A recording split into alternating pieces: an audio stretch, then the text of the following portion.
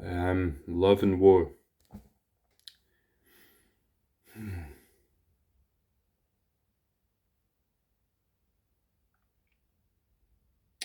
There's a lot of there's a lot of agenda pushing and a lot of brainwashing, I suppose you could call it. A lot of ideology crafting goes into the militaries of this world so that the soldiers believe in the cause they're fighting for. And at least in the country I reside, there's a lot of benefits to being a soldier. And benefits that don't really last after you're a soldier, but a lot of benefits to being a soldier. A lot of good reasons for you to become one and work with the military in some way. I also see that people who join the army find a real sense of camaraderie, I think. A real sense of kind of brotherhood and community, and we're all in this together. And I think that's a sense that's lacking a lot in this society. And let me just say, I'm no expert. I don't know everything. Uh, and there will be ignorance in what I talk about. And I will oversimplify things. But so feel free to disagree in the comments, of course. Um, but yeah, I feel that this sense of community many of us lack today in the modern world, and it's something we're all searching for, I think, in a lot of ways. And we go to strange places to find it, like football teams, for example. Um, everyone being drunk together, going, "Hey!" It's it's powerful. It's a it's powerful to feel really part of something. But football, sports, teams, division.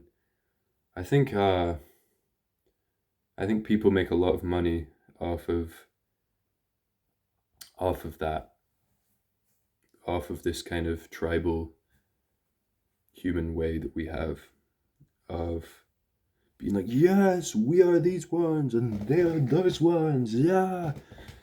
Um, and I think that happens in the army. That people get this real sense of community and people get all these benefits so that they'll go do this.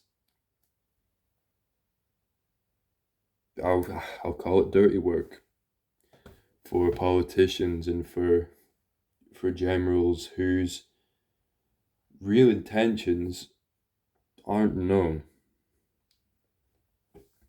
and who are just human beings and who can be as confused as all of us can, as I can. Um, and yeah, what I see is that many people profit from wars, um, and it's always the actual people doing the war itself on the ground that truly suffer for it on either side of any conflict.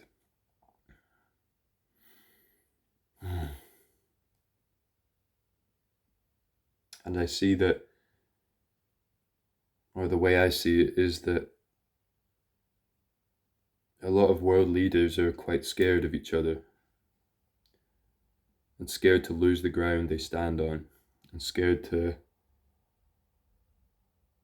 let their guard down and trust other countries because of the because of history, because of the collective pain and trauma of humanity, and all these reasons, justifiable reasons, to not trust other countries and not, and to keep the guard up, you know, and even to fight.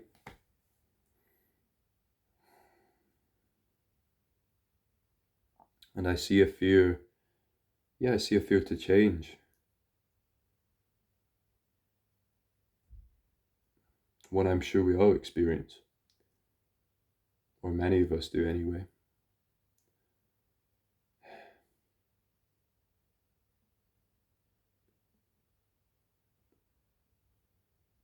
That I really hope for all of humanity that we can, I pray that these world leaders find the trust and the courage to trust and the love, really the love to work towards peace, which would include change, I'm sure, which would include giving up things that are held on to. But I really think that there's a lot of fear for these people, and that these people have been through hell, have been through awful experiences, and are hardened by them, and it takes courage to be soft and to be flexible and loving.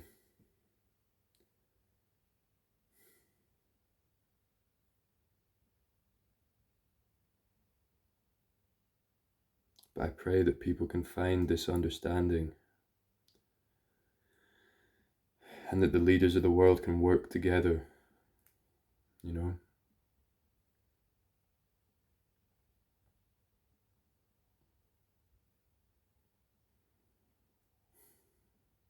And the leaders of the world also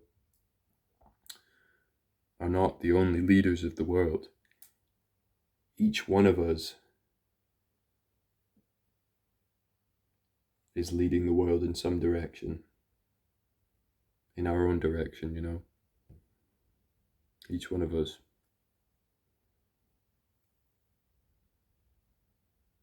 And what you do can have a butterfly and a ripple effect.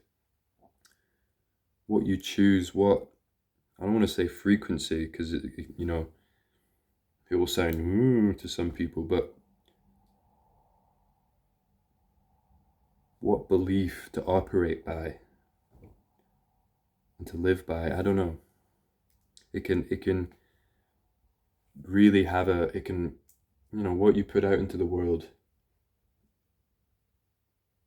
then grows in the world, I feel like, in some way. And so we must choose to operate through love and with love and compassion and humility and courage, and let go of these fears and forgive the past for a better day,